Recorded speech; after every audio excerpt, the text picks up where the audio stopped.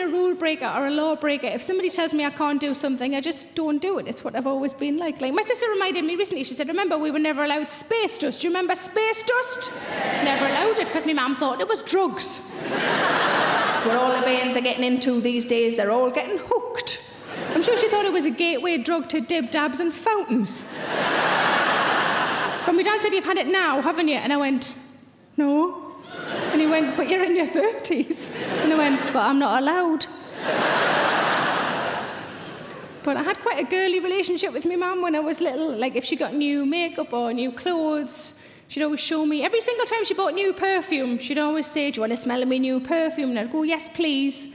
And I'd go over to where she was. She'd bend down because I was only little. She'd pull her top to one side and I would inhale. And every single time she'd done a massive fart.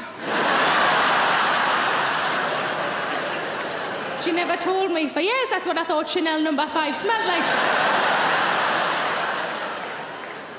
At best, it's Chanel No. 2. But my sister, she likes to buy me little presents every now and again. You know, sort of, she always says, I saw this and I thought of you. And they're never, you know, they're not big and expensive. They're just daft little things that she's seen. The most recent one was a pill box. I saw this and I thought of you. And it's a Mr. Man pill box to show children that tablets can be fun. And the Mr. Man of choice is actually Little Miss Late. Finally, somewhere for all of my morning after pills.